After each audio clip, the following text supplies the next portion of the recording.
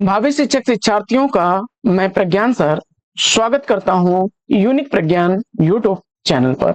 साथियों, हम लोग आज से एक बेहतरीन पाठचर्या प्रारंभ कर रहे हैं और यह आगामी शिक्षक भर्ती परीक्षा के लिए रामबाण साबित होने वाली कक्षाएं साथियों होंगी।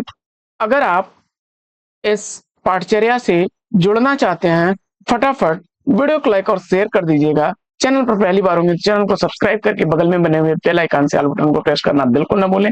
आपके लाइक शेयर सब्सक्रिप्शन से हमको मिलता है पुनर्बलन ऐसी ही पाठचर्या लाने के लिए। तो साथियों, मुझे उम्मीद है कि आप अपना प्यार दुलार स्नेह देंगे और वीडियो को ज्यादा से ज्यादा लाइक और शेयर करेंगे।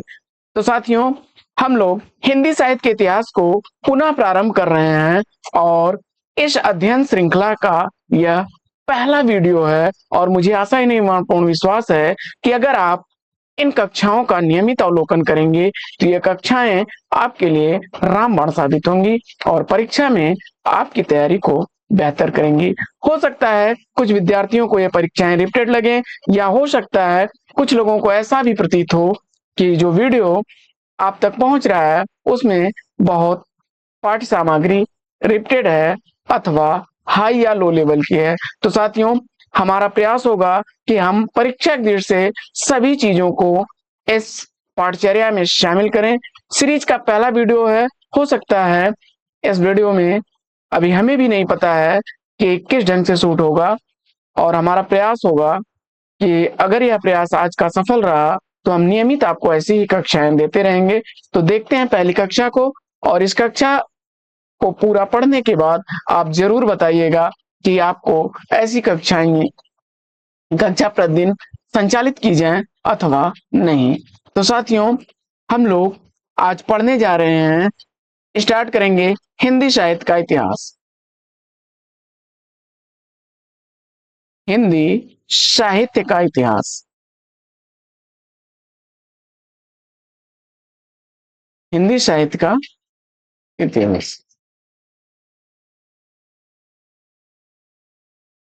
साथियों, हिंदी साहित्य और इतिहास, इसमें तीन बिंदु आपको दिखाई दे रहे हैं। तो हिंदी भाषा के संदर्भ में आप जानते हैं कि हिंदी सिंध देश के लिए प्रयुक्त किया जाने वाला ईरानी भाषा का शब्द था, और जब भाषा विज्ञान पढ़ेंगे तो इस पर हम लोग विस्तृत चर्चा कर लेंगे।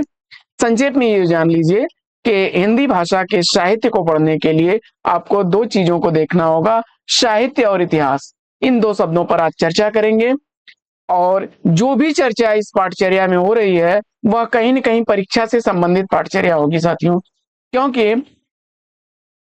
विगत वर्ष परीक्षाओं में जो पूछे गए कथन हैं उन कथनों को शामिल करेंगे। उन कथनों को शामिल करने का ही उद्देश्य इस टॉपिक को टच करना है। तो साथियों, साहित्य क्या है, सबसे पहले इसको हम लोग जान लेते हैं। और साहित्य को जानने के लिए साहित्य साहित्य पहले जानते हैं आचार्य महावीर प्रसाद द्विवेदी जी के अनुसार। आचार्य महावीर प्रसाद द्विवेदी जी के अनुसार, आचार्य महावीर प्रसाद द्विवेदी जी ने कहा था कि ज्ञान राशि के संचित कोश ही का नाम साहित्य है। ज्ञान राशि के संचित कोश का नाम साहित्य है, जो सारे मानव समाज को सुंदर बनाने की साधना का ही नाम साहित्य उन्होंने माना है। तो देखते हैं, लिख लेते हैं, नोट्स आप भी करते जाइएगा। ज्ञान राशि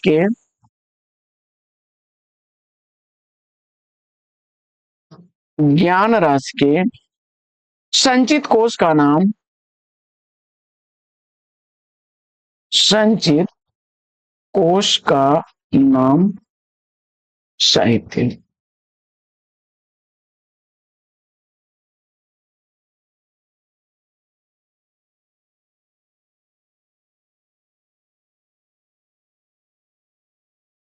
कोश ही का नाम जो है, ज्ञान राशि के संचित कोश का ही नाम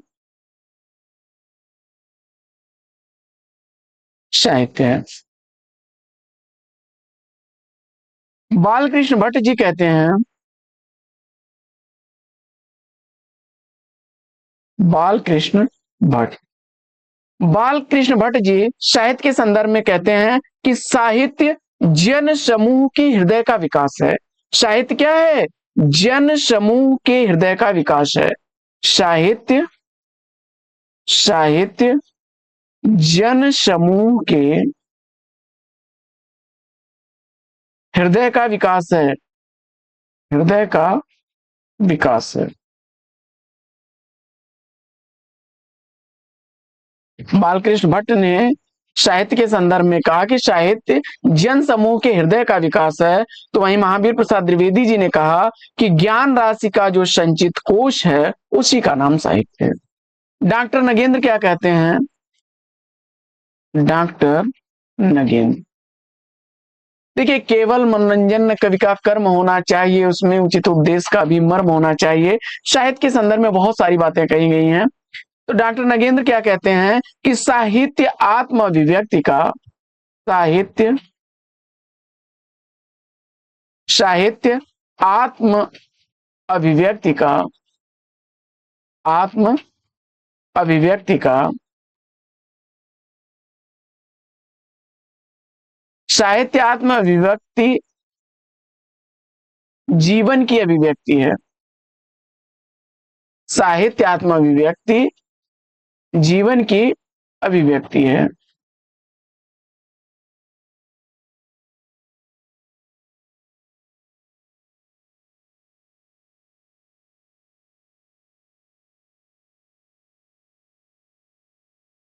महादेवी वर्मा लिखती हैं, महादेवी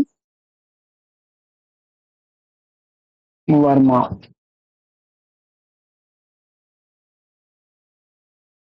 महादेवी वर्मा लिखती हैं कि साहित्य मनुष्य की शक्ति साहित्य मनुष्य की शक्ति साहित्य मनुष्य की शक्ति दुर्बलता साहित्य मनुष्य की शक्ति दुर्बलता जय पराजय जय पराजय हरास अश्रु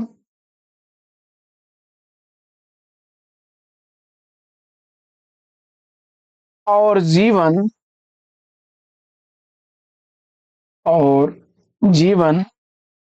मृत्यु की कथा है।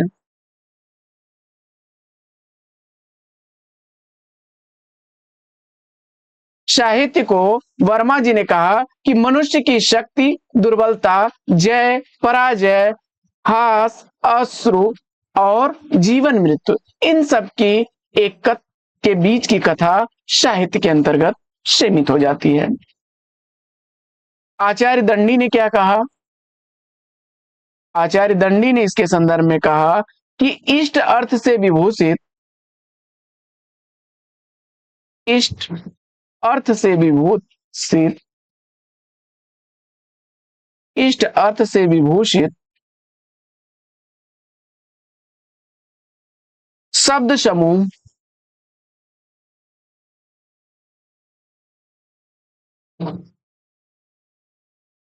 ही काव्य शरीर है।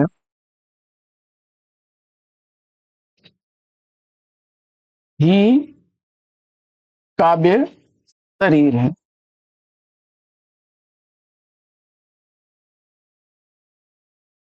रमणीयार्थ पदपादक प्रतिपादक शब्द काव्यम आचार्य पंडित जगन्नाथ ने कहा था। मम्मट कहते हैं, आचार्य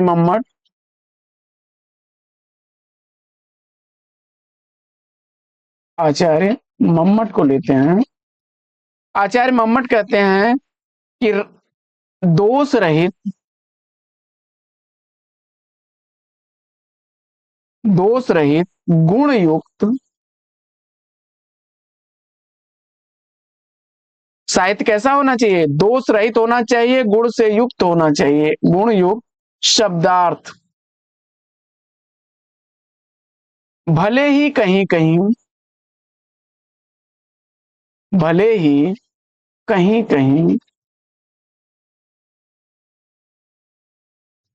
अलंकार रहित हो, अलंकार रहित हो, यही काव्य है।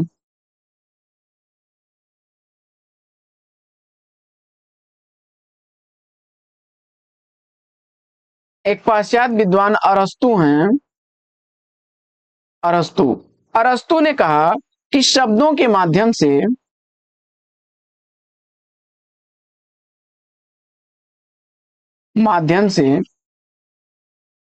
शब्दों के माध्यम से अनुकृति काव्य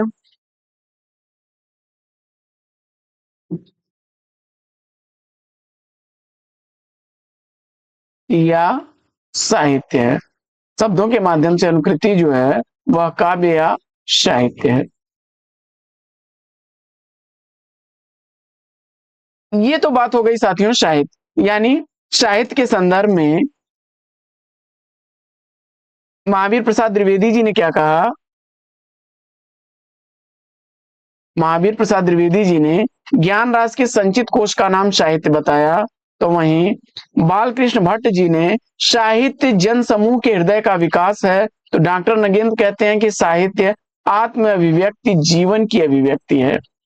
और महादेवी वर्मा जी कहती हैं कि साहित्य मनुष्य की शक्ति, दुर्बलता, जय पराजय, ह्रास अश्रु और जीवन की मृत्यु की कथा, अक्सर ये सब कथन पूछे जाते हैं। और इष्ट के अर्थ से विभूषित शब्द समूह ही काव्य का शरीर है, ऐसा दंडी ने कहा। वहीं आचार्य मम्मट ने कहा कि दोष रहित गुण युक्त शब्दार्थ भले ही कहीं कहीं अलंकार रहित हो, वही क्या है, काव्य है, वही काव्य है अथवा साहित्य है, वही काव्य है अथवा साहित्य है।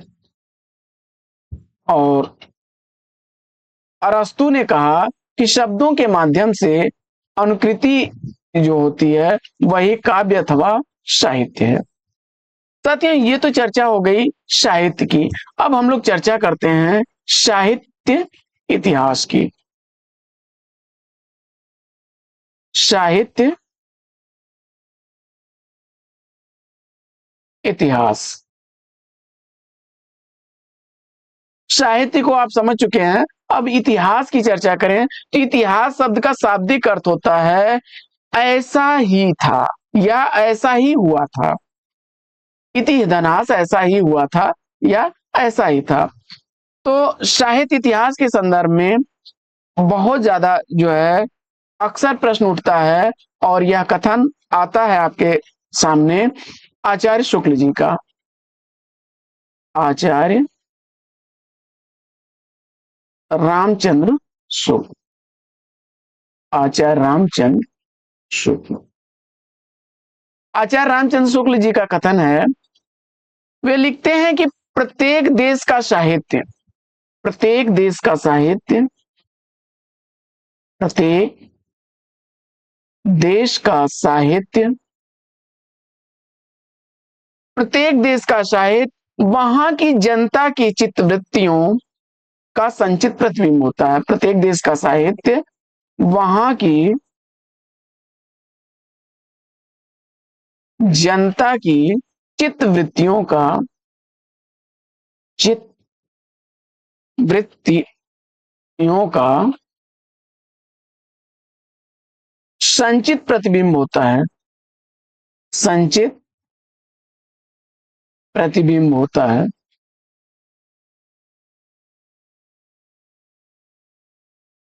साथियों, आप जानते हैं कि जिस तरह से चित्त की वृत्तियां परिवर्तित होंगी, वो उसी तरह से जो है वहां का देश, काल, वातावरण, राजनीतिक, सामाजिक और सांप्रदायिक, धार्मिक सारी परिस्थितियां प्रभावित करेंगे साहित्य को।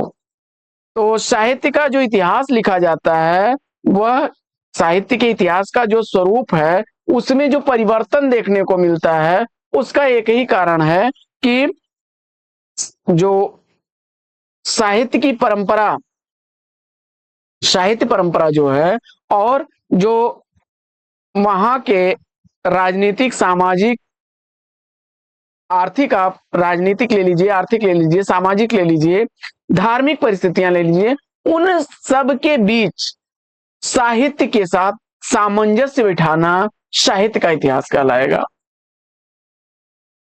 इसी चीज को रामस्वरूप चतुर्वेदी जी लिखते हैं। रामस्वरूप चतुर्वेदी जी, रामस्वरूप चतुर्वेदी, रामस्वरूप चतुर्वेदी जी कहते हैं कि साहित्य के इतिहास का काम, साहित्य के इतिहास का काम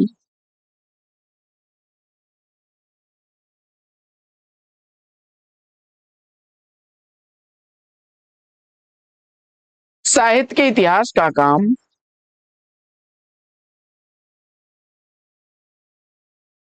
साहित्य के इतिहास का काम है क्या?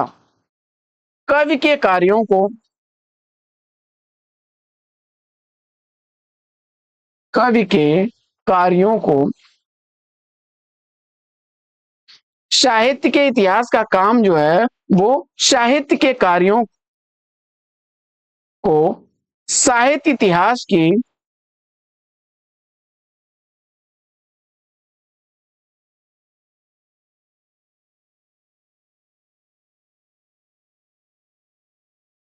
विकास प्रक्रिया में, विकास प्रक्रिया में न्यायोचित दिखा सकना, न्यायोचित दिखा सकना।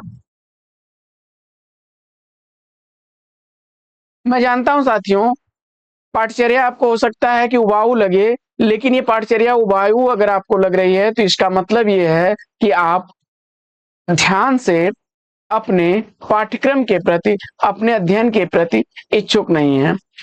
और मैं पाठचर्या के बीच में किसी भी प्रकार की बातचीत नहीं करना चाहता और ना ही फालतू चीजों को ऐड करना चाहता हूं। मेरा प्रयास रहता है कि हम जब तक जुड़े, सीधे सीधे जुड़े, परीक्षा से जुड़े और पाठ्यक्रम से जुड़े। बाकी गप सप के लिए, बातचीत करने के लिए बहुत सारे जो है अन्य प्लेटफॉर्म है या अन्य चैनल हैं, या उसके लिए आप लोग कहेंगे तो एक अलग से चैनल क्रिएट कर दिया जाएगा और उस पर बातचीत हुआ करेगी। तो अभी फिलहाल हम लोग पाठ्यक्रम से जुड़े हैं और पाठ्यक्रम से ही चर्चाएं चलती रहेंगी। विकास की प्रक्रिया को दर्शाना जो है रामस्वरूप चतुर्वेदी जी के अनुसार साहित्य का इतिहास है।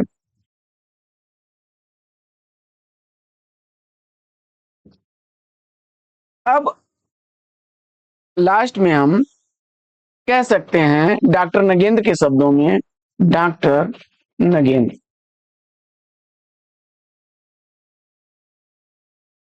ये कहते हैं कि अतीत के किसी भी तथ्य, अतीत के किसी भी तथ्य,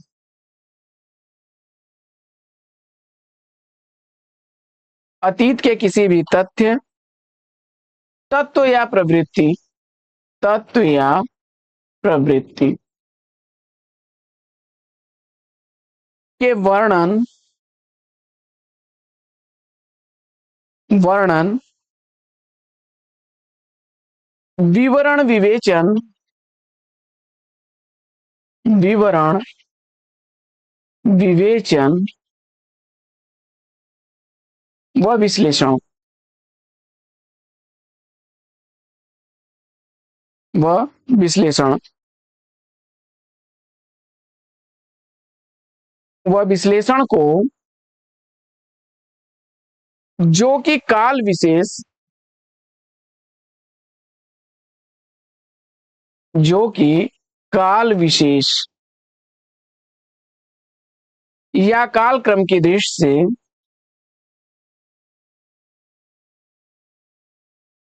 या काल क्रम की दृष्टि से किया गया हो,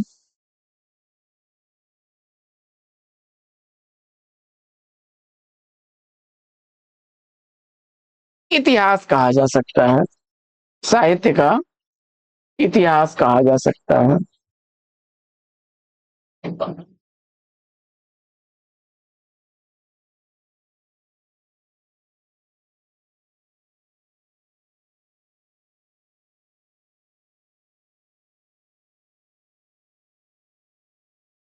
शायद का इतिहास कहा जा सकता है।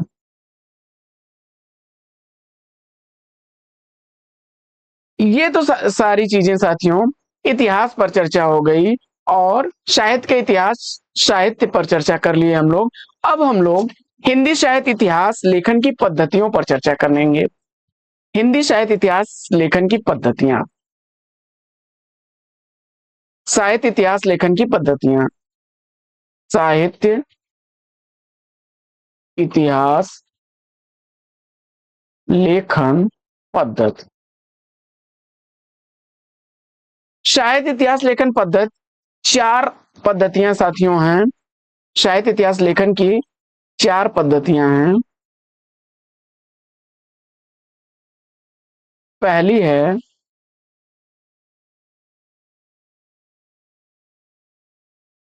वर्णानुक्रम, वर्णानुक्रम पद्धति।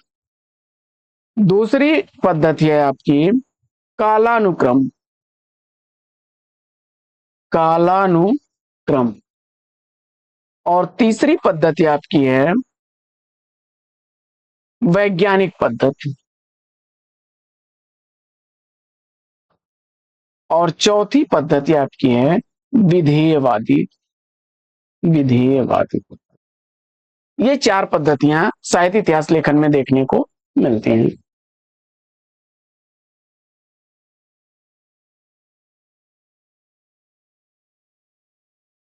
वर्णानुक्रम पद्धति में आप देख सकते हैं, वर्णानुक्रम पद्धति में गारसा दत्ताशी महोदय,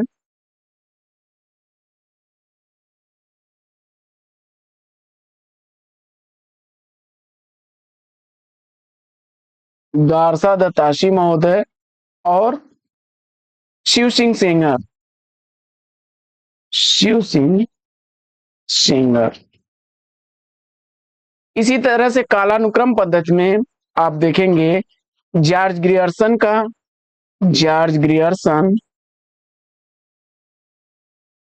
और मिश्र बंधु, मिश्र बंधु। जॉर्ज ग्रियर्सन मिश्र बंधु हैं। वैज्ञानिक पद्धति में गणपत चंद्र गुप्त, गणपत चंद्र गुप्त। और विधेयवादी पद्धति में आचार्य शुक्ल जी। विधेयवादी पद्धति के जनक तो ये थे, हिंदी साहित्य इतिहास की बात हो रही है तो आचार्य रामचंद्र।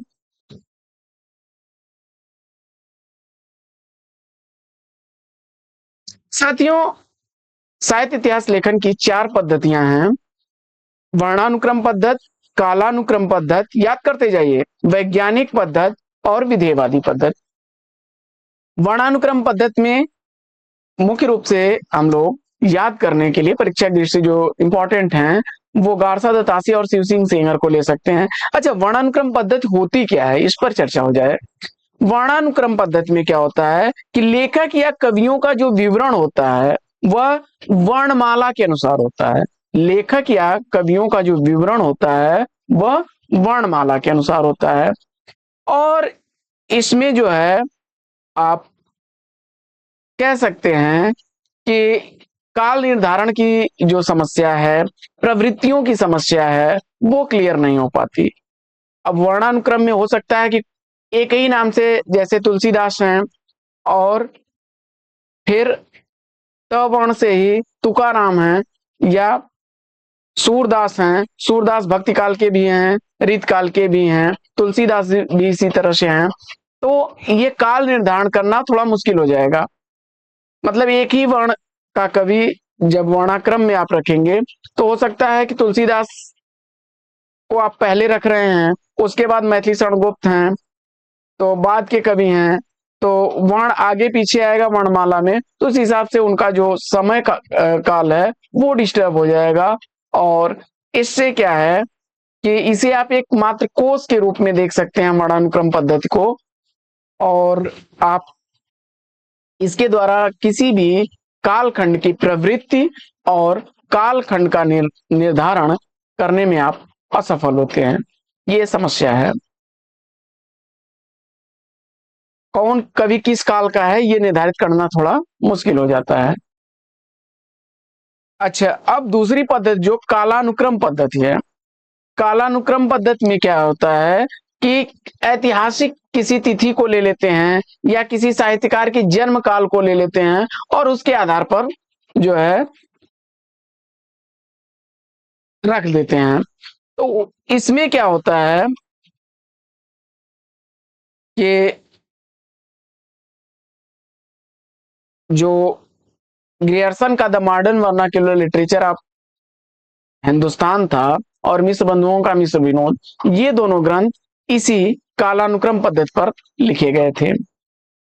और तीसरी पद्धति आपकी वैज्ञानिक पद्धति जो है, इसमें क्या है कि लेखक पूर्णतया निरपेक्ष हो जाता है और वो तटस्थ होकर के जो है इतिहास को क्रमबद्ध व्यवस्थित तो कर देता है, लेकिन जब व्याख्या और विश्लेषण का जो है अभाव होता है या एक तथ्यात्मक अध्ययन हो जाता है। तो इसमें गणपत चंद्र गुप्त द्वारा लिखा गया इतिहास ग्रंथ है। हिंदी साहित्य का वैज्ञानिक इतिहास जो है वह आप देख सकते हैं। तो आप इसको चाहें तो नोट डाउन कर सकते हैं। वर्णानुक्रम पद्धति में वर्णानुक्रम पद्धति वर्णानुक्रम पद्धति में दो राइटर आप ले सकते हैं। एक इस्तवार्द लालित्योत्योर, इस्तवार्द ला लितरेत्योर, इंदुई हिंदुस्तानी, इंदुई हिंदुस्तानी।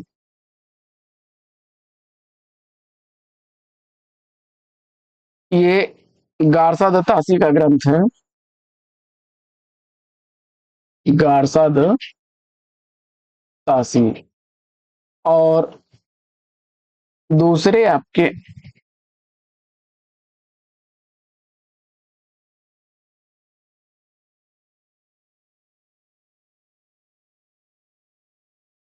दूसरे राइटर को आप ले सकते हैं पहले नंबर पे। दूसरे नंबर पे आप शिव सिंह सेंगर को ले सकते हैं। शिव सिंह सेंगर, शिव सिंह सेंगर का जो है शिव सिंह सरोज रचना है, शिव सिंह सरोज।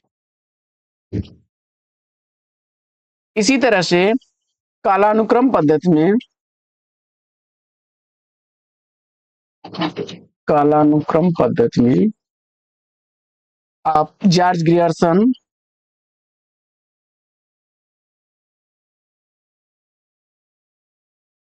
जॉर्ज ग्रियर्सन का the modern vernacular, the modern vernacular, the modern vernacular literature of Hindustan,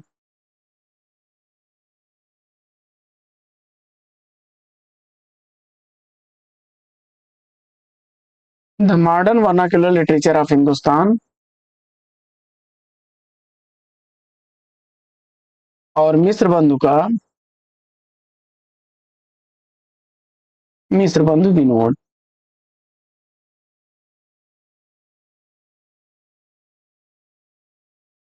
ये दोनों ग्रंथ देख सकते हैं। इसी तरह से वैज्ञानिक पद्धति पर वैज्ञानिक पद्धति पर गणपत चंद्र गुप्त का लिखा गया इतिहास, गणपत चंद्र गुप्त जी का लिखा गया इतिहास, हिंदी साहित्य का वैज्ञानिक इतिहास, हिंदी साहित्य का वैज्ञानिक इतिहास, वैज्ञानिक इतिहास, हिंदी साहित्य का वैज्ञानिक इतिहास। और इसी तरह से आप विधेयवादी पद्धति में विधेयवादी पद्धति में 1929 ईस्वी का प्रकाशित जो है आचार्य रामचंद्र शुक्ल जी का है, हिंदी साहित्य का इतिहास, हिंदी साहित्य का इतिहास आचार्य रामचंद्र शुक्ल का, आचार्य रामचंद्र शुक्ल जी का। इसमें क्या है कि इस पद्धति में जो है विधेयवादी पद्धति जो होती है, जातीय परंपराओं, युगीन वातावरण, प्रवृत्तियों, परिस्थितियों को प्रकाश में रखते हुए इतिहास लेखन का कार्य किया जाता है। और सबसे ज्यादा इंपॉर्टेंट हिंदी साहित्य का इतिहास आचार्य शुक्ल जी का इतिहास माना जाता है। आचार्य शुक्ल के इतिहास को पढ़े बिना आप किसी भी इतिहास को नहीं पढ़ सकते। तो साथियों, आज हम लोगों ने चर्चा किया किस पर साहित्य का इतिहास क्या है, इतिहास लेखन की पद्धतियां, और साहित्य इतिहास और साहित्य, इन बिंदुओं पर चर्चा किए। अब आगे हम लोग साहित्य इतिहास सामग्री,